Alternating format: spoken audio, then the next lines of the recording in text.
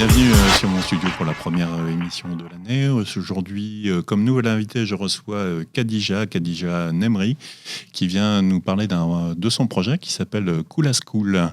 Je l'ai bien prononcé ? Absolument. Alors, Cool School, de quoi s'agit-il ? Est-ce que tu peux nous en faire, je dirais, un peu le tour en nous décrivant ses objectifs ? Alors, c'est l'école pour la transformation écologique des métiers du commerce, que ce soit en B2B ou en B2C. L'idée, c'est de former les premiers commerciaux au service de l'impact. Donc, en allant chercher des décrocheurs scolaires principalement, mais pas seulement, les intégrer dans un parcours d'apprentissage pour leur proposer à l'issue de ce parcours-là d'apprendre un métier, d'exercer un métier qui est le métier de commercial ou de vendeur, au service d'entreprises du territoire qui sont en transition socio-écologique, donc qui ont des politiques à impact. Alors, comment est venue cette idée ? Comment as-tu ressenti le besoin de créer une nouvelle formation et sur un axe très particulier par rapport aux écoles de commerce ? Alors, ce n'est pas une école de commerce, c'est une école qui va former des vendeurs, des commerciaux, puisque les écoles de commerce aujourd'hui forment des gestionnaires principalement. L'idée est venue après la lecture d'une tribune qui s'intitulait « Faut-il supprimer les écoles de commerce ?» écrite par Martin Parker, un ancien étudiant d'une grande école de commerce américaine, et qui dit en substance, à l'issue de la lecture, que tant qu'on ne re-questionnera pas le contenu pédagogique et la formation telle que nous la délivrons aujourd'hui, nous ne pourrons pas contribuer concrètement à la transformation des business models des entreprises. Et en substance, il dit ça ne sert à rien de faire de la RSE à côté d'une maquette pédagogique qui, elle, n'est pas re-questionnée. Former des traders à côté d'une politique RSE, ça n'a pas de sens et ça ne peut pas aider le monde économique à trouver les nouveaux profils. Donc fin du greenwashing et du RSE washing, je ne sais pas si ça se dit, mais on va le dire comme ça. Social washing, ouais. Qu'est-ce qui a résonné en toi là-dessus ? Alors moi, je suis commerciale depuis près de 25 ans. Je suis passionnée par ce métier. Je trouve que c'est un métier formidable. C'est une fonction qui est noble, qui souffre d'une mauvaise réputation. Et que d'un côté, je constate qu'il y a des entreprises sur notre territoire qui sont très engagées et qui ont une politique de RSE depuis un certain nombre d'années, qui sont matures et qui commencent à l'être pour d'autres, mais qui ne forment pas leurs commerciaux lorsqu'on les interroge directement, c'est pour commerciaux. Les commerciaux vous disent oui, il y a une politique RSE, mais ils ne sont pas en capacité de porter cette traduction dans la pratique commerciale au quotidien. Et donc ça, c'est une problématique. Donc ils sont sensibilisés, mais pas formés sous le prisme de leur métier. Et de l'autre côté, j'ai des jeunes et des moins jeunes qui sont issus des quartiers dits populaires de la ville ou dits quartiers politiques de la ville, qui sont dans des parcours d'insertion professionnelle. Et qui ne se voit pas, selon mon point de vue, et ça reste uniquement mon point de vue, avec toute l'humilité que ça doit revêtir, ne se voit pas suffisamment proposer d'alternatives pour devenir acteurs et actrices des transformations écologiques. Et l'idée, c'est de transformer une longueur de retard en une longueur d'avance. Donc de proposer à ces jeunes, entre autres décrocheurs, de suivre un parcours d'insertion, donc à travers un apprentissage de 12 mois, pour apprendre la pratique commerciale, au service d'entreprises du territoire qui ont des politiques à impact et qui sont engagées sur les mutations socio-écologiques. Alors, a priori, commerce et, je dirais, développement durable, ça ne fait pas bon ménage ? Absolument. Alors, il y a évidemment une pratique commerciale qui n'a pas servi la ressource naturelle de notre planète et donc qui a fait qu'on a été dans une économie depuis 200 ans extractive. C'est une économie aujourd'hui qui a été bâtie aussi, ne l'oublions pas, sur la traite humaine. Et le fait de pratiquer ce métier, d'abord, il va se transformer dans 10-15 ans. On ne vendra plus comme on vend aujourd'hui, c'est clair. Donc on ne vendra même plus du tout, d'accord ? Mais avant d'arriver à cette destination, il va falloir passer par certains jalons. Comment la pratique commerciale vient servir en fait de nouvelles propositions de valeur sur le territoire, pour l'économie, en vendant des produits et services au service de la transition, de la mutation. Ça peut être concrètement, un commercial va venir délivrer plus de conseils pour faire durer un produit chez son client, plutôt que de lui vendre un produit parce qu'il est drivé et piloté au chiffre d'affaires. Le commercial de Cool School, demain, aura une compétence et sera capable de délivrer et de mettre en place des systèmes de coopération. Aujourd'hui, on ne sait pas coopérer entre entités sur des territoires. On a du mal à coopérer, à trouver en fait les complémentarités. L'une des compétences d'un commercial de la Coulasse, ça sera de proposer ces compétences pour coopérer.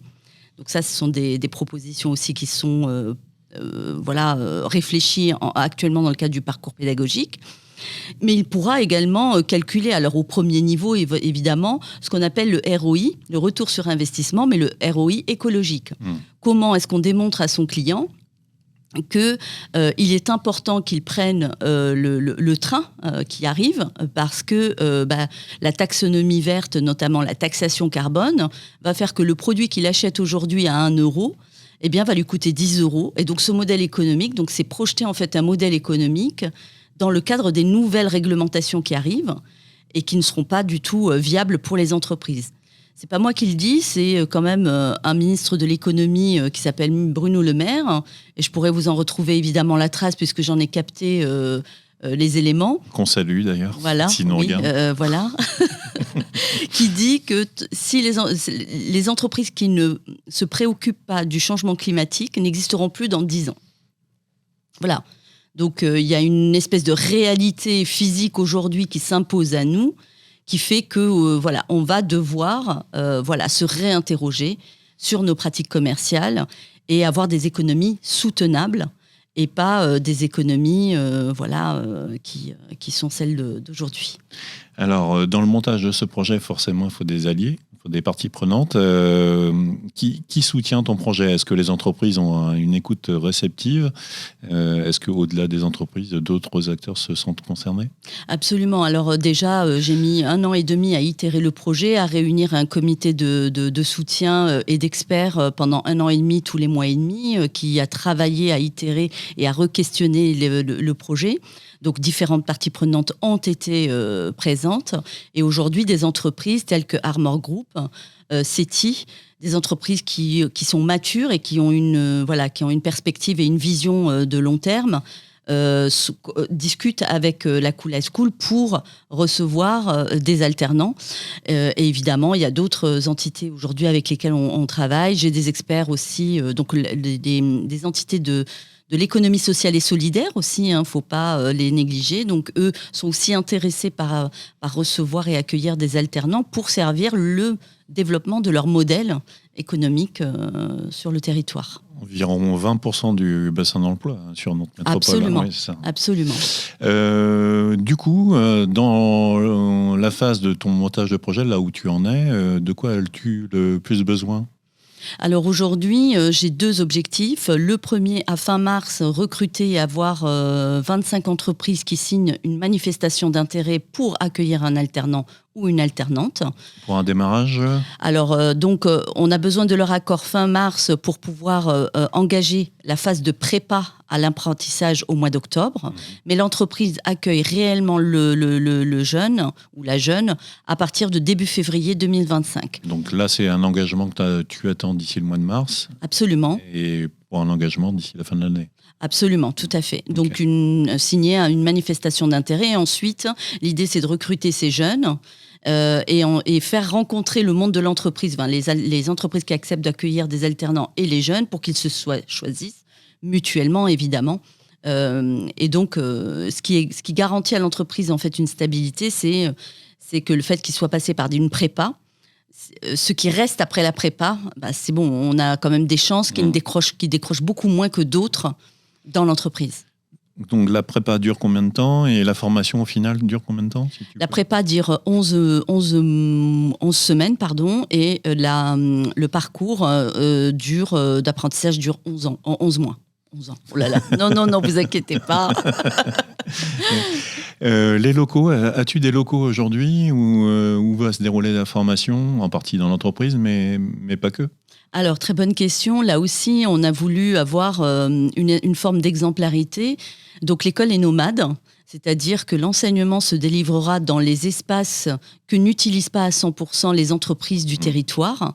Et donc, l'idée, c'est de créer des partenariats avec 3-4 entités qui sont connectées au transport en commun pour faciliter l'accès à ces jeunes, afin de délivrer, se poser une semaine, 15 jours, et utiliser donc l'idée philosophique derrière, c'est le réemploi. Voilà, il y a plusieurs vertus, donc le réemploi, des économies structurelles, et il y a également la vertuosité de la rencontre entre le jeune et l'entreprise qui accueille, et donc il y a une espèce de matérialisation de cette relation mécénat.